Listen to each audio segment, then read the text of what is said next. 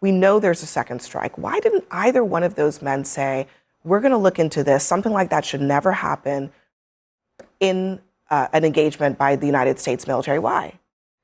Abby, I can't even understand any of this Venezuela thing. To me, it is absolutely cuckoo crazy. Look. Anna Navarro went on Abby Phillip's show to discuss the latest scandal involving Donald Trump, Pete Hegseth, and Venezuela. She was joined on the panel by progressive host David Pakman. Anna Navarro went up against MAGA stooges Brad Todd and Batya Ungar-Sargon. We're going to take a look at clips from this heated debate panel on Abby Phillip's show on CNN. I'm going to share my thoughts as well. Let's get into it together. If you are trying to keep up with the Trump administration's deflections, denials, and distancing from a potential war, the Trump administration's in Mexico City, and this is CNN.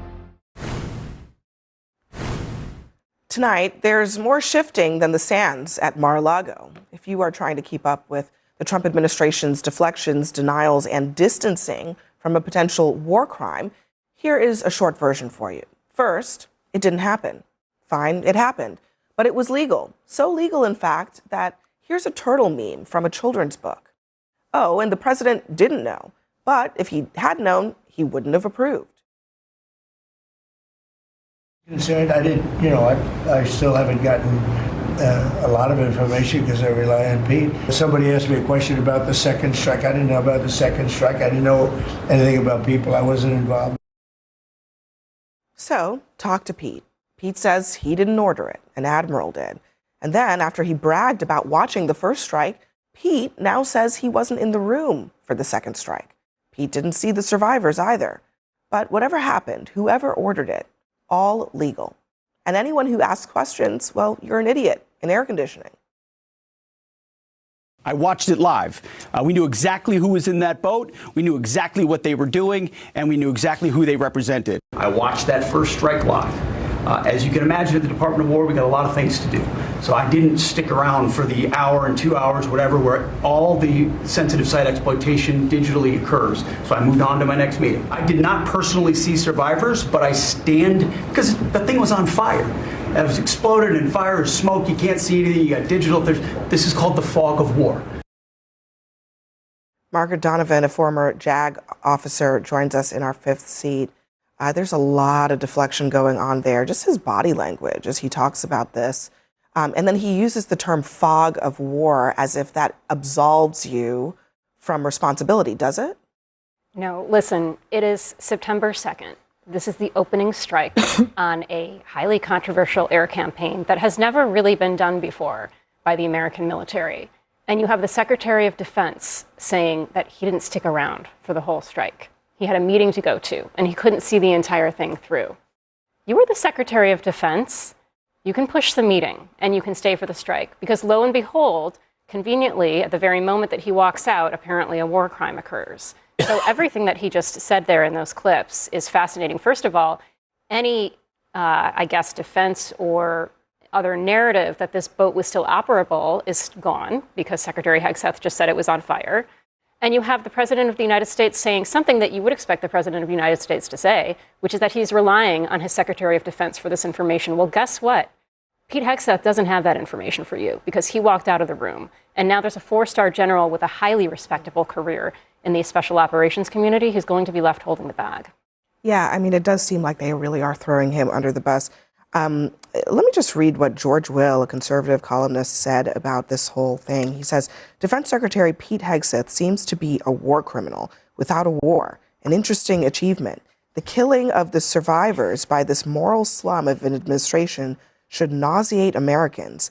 A nation incapable of shame is dangerous, not least to itself. I would have expected, despite there's all this back and forth about who ordered it, who didn't. Let's put all that aside. They're in that room.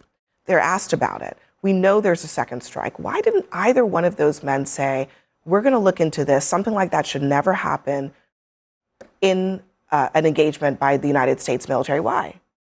Abby, I can't even understand any of this Venezuela thing. To me, it is absolutely cuckoo crazy. Look, Nicolás Maduro and Hugo Chavez before him are corrupt, sadistic, cruel, thieves, authoritarian, anti-American son of a bitch. And what Donald Trump is doing is attempting regime change. I will be incredibly happy, elated, if Nicolás Maduro goes away. I don't care which way. But the things that Donald Trump is claiming regarding Venezuela, that they are flooding the U.S. with drugs, that simply is not true. The fentanyl that is killing all of these Americans is coming through Mexico. The people that the preferred route for drug dealers is through the Pacific and then through Central America, including the country of Honduras, where he just pardoned the former president that did flood American streets with cocaine that killed thousands and thousands of Americans. And then, he's claiming that Venezuela opened up prisons and insane asylums and released all these people into the United States. That actually did happen. It happened in 1980 in Cuba, and we all saw it happen. I was in Miami when the Mariel boat lift happened. There is zero evidence that has happened in Venezuela. What happens? He wants to do regime change. He wants his Panama with Noriega. He wants his Grenada moment like Ronald Reagan did. But he can't say that it's regime change. One, because it's highly unpopular with the American people. And because, two, it would require the authorization of Congress. So when Abby Phillip said there that Donald Trump and Pete Hegseth, neither one of these men want to take blame for this, that's Donald Trump's entire career. Harry S. Truman, the buck stops here. The buck never stops with Donald Trump. And you have Pete Hegseth following suit to his boss. And this is something that I'm not seeing on any of these shows like Abby Phillip's show or any of the other shows on CNN or any of the other networks. They should be hammering Republicans and right-wingers over the fact that Pete Hegseth was ever confirmed to begin with. If I were host of one of these shows, anytime a Republican politician came on, I would be saying, why did you vote for this guy to confirm him? We know everybody could see that he was not qualified. And we're seeing how unqualified he is. The guy's stupid. He doesn't know what he's doing. He's bloodthirsty. And when something goes bad under his watch, he wasn't in the room. He wasn't in the meeting. It's somebody else's fault. So Abby Phillip and all the rest should be hammering all of the Republican politicians, all these right-wing pundits who support this and say, how bad was your judgment in confirming this guy? Why didn't you stand up and say, no, we will not confirm him. He is not qualified. He does not deserve this job. Everyone in America can see it right now. And Anna Navarro's right about the regime change and all of that. The American people don't want that either. We don't want another war. But I really think they're splitting hairs over exactly what's a war crime. The double tap is a war crime, but bombing them to begin with, that's okay. Even though we're never presented with any evidence that any of these people on these fishing boats are actual criminals. Not that it would make it okay anyway. They're thousands of miles away from our country and they're no threat to the United States. So unfortunately, what I think is going to happen with this is on shows like Abby Phillip's program, they're going to just focus on the specific, very narrow definition of a war crime instead of looking at this administration as a whole and saying they're committing war crimes all the time. And this is what this is what can happen when you put someone in place like Pete Hegseth, who doesn't know what he's doing, who's a wannabe tough guy, and who also is just like his boss, Donald Trump, and not ever accepting any blame. Operationally, right? We're not even on land yet, and we've already got a war crime, national embarrassment on our hands. We haven't even proceeded with the actual land operation. And how much of the U.S. Navy arsenal is off the coast of Venezuela absolutely, right now? for some kilos of cocaine? Give me a break. Batya, I'd raised this yesterday. I think one of the big question marks here is this a pretext for regime change? And if it is, what is our level of engagement going to be in that? And should they be transparent about it? I think those are really important questions for Americans who care. If they're on those battleships in the Caribbean, if they are living, there are many Americans in the Caribbean who could be, in the area, as Trump has said, the airspace around Venezuela is closed. So don't we deserve answers on some of those things? Even on a basic level, don't we deserve answers about who these men were? If he knew exactly what they were and what they were doing, don't we deserve answers about that?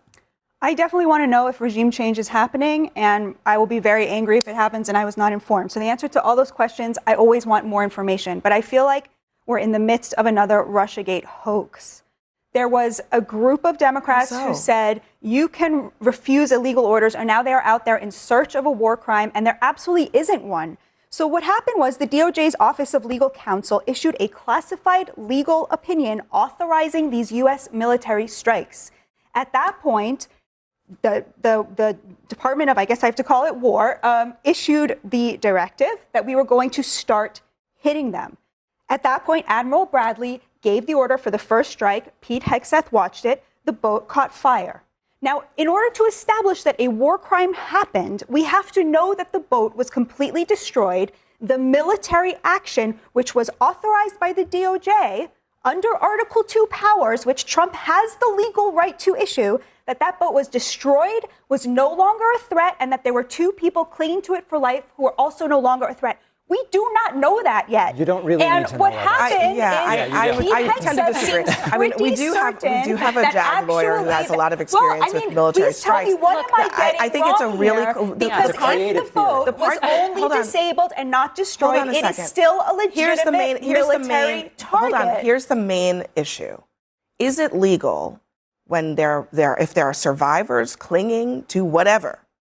Is it legal to then strike them again? And maybe we don't know the full answer to that question, but that is the central issue here. Well, can I just? That's the central issue. The question is not actually that. The question is the question is actually that. Because the whole thing hangs on whether the boat is still a military target or not. The issue when it comes to the legality on it when they hit it the first time. The issue when it comes to the legality of the second strike, not the first one. It's not whether there are people there. It is whether it's still a legitimate target. No. It's what happens to survires. No, it's not. We don't know. I think I'm going to acknowledge that there are things about this that we don't know. That we don't know where they were, what was the state of the boat, all that stuff. Sure, we don't know who gave the order, but I do think that is the central question, Margaret, that needs to be answered. The question is not the existence of the survivors; it's whether the boat is still a legitimate military target. Well, Margaret, hold on a second. I want Margaret to weigh in on this. That's simply not true. Look, because you cannot shoot survivors of a shipwreck that are clinging on for dear life in the middle of the ocean. You're using the word shipwreck to hide the distinction that I am I'll use Secretary Hegseth's word. The word shipwreck is in the red. Yes, but I'm saying the whole point here is it still a legitimate target or not? If they can get on that debris and call for the rest of the narco-terrorists to show up and save them, it is still a legitimate military target. Okay, I'm going to defer to the expert here. Go ahead, factually, Margaret. this just doesn't pass the laugh test. You're talking about two people stranded in the middle of the ocean, and you think we're going to call for backup. Can you please say, is that distinction between whether it is disabled or whether it is destroyed? Can we back up a little bit? Because I just want to explain sort of how an airstrike is prosecuted, right? Because first you have a target in the first place. Yes. And the target could be an individual. The target could be a building. The target could be a boat. Say something. And so this is why we need, and we talked about this the other night, we need a full investigation. What was the target? Because I thought the target was the drugs. Those are gone if the boat's on fire. Maybe the target is the so-called terrorists. The target was the boat, according to all of the reporting. I think we should wait for an investigation to see what the target actually was. If the target was a boat, then we're in this place where we are using military force to target boats. What? Okay, you don't think that the initial military attack was legitimate. Can I make one more point? Because this entire hypothetical, not even about the second one, entire hypothetical that you're posing hinges on whether or not they could call somebody to be rescued. But if they're in a scenario where they need to call somebody to be rescued, they are shipwrecked. That is the definition of shipwrecked, and they cannot be targeted. That term, as Abby pointed out, I'm sorry, if the radio is still working on the boat, it is still a legitimate military target. You cannot just concoct your own explanation for this. I'm not concocting my own explanation. I'm just saying, I'm saying that literally the law says that attacking shipwrecked individuals in the context of war is not allowed. That is literally what they use. Because a shipwreck is no longer a legitimate target because it's no longer a threat. Is in the document. We're agreeing. So I'm just saying, you are agreeing with me. You are suggesting that if there's any scenario in which maybe they could have called somebody on land, they would have come by boat or helicopter or whatever to help them, then that would have justified attacking them again. I am pretty sure, as Margaret is saying, and as virtually everybody is saying, that is not the case. I will agree with you on one thing. This requires investigation. We need more information. but the basics of And the Republican situation the Republican such that this would be this would Roger Wicker says he'll ask it. Roger Wicker says he'll ask more questions. This is the question. Right. Okay, But I want we're to going go to back hit pause. We have more. Okay, we have more ahead, Brad. So hold that thought. And I'm not going to say anything. So I think we see an incredibly stark contrast. I want to go back to Abby Phillip sharing those thoughts from George Will. So we have an old school Republican saying this entire administration is immoral. He's not splitting hairs over, who was in the water and who was in the boat and if they had a radio so they could radio the shore, blah, blah, blah. He's saying this entire administration is immoral. And then we have Batya Ungar-Sargon twisting herself into knots to defend Donald Trump and Pete Hegseth and this immoral administration. So I'm glad that there are some, I've disagreed with much of what George Will has said over the years and the decades, really. But I'm glad that there are some old school conservatives actually standing up and saying, I'm paraphrasing, but this is sick. This is a sick, sick, immoral administration, the Donald Trump administration. But you've got all the young MAGA people, the new conservatives, and there's plenty of old ones as well, that are just constantly doing mental gymnastics to defend this immoral administration. We see it night after night after night. All of these pundits, these terrible pundits that go on Abby Phillip show on CNN. And I mean, the nerve of Batya Ungar-Sargon throwing out her bullshit and arguing with Margaret Donovan, who is an actual former Army JAG. So she knows these laws. But what more would we expect from MAGA to think that they know more than actual experts on these topics? But let me know what you think about all this. Who do you side with here? Do you side with Abby Phillip, Anna Navarro, Margaret Donovan, an actual former Army JAG person? Or are you on the side of MAGA with Brad Todd and Batya Ungar-Sargon? We sadly didn't really hear much from David Pakman. He didn't get to do a lot on the show, unfortunately, but let me know what you think about all this. Make sure to give me a like and subscribe. I am Chris on Culture, and I'll see you in the next video.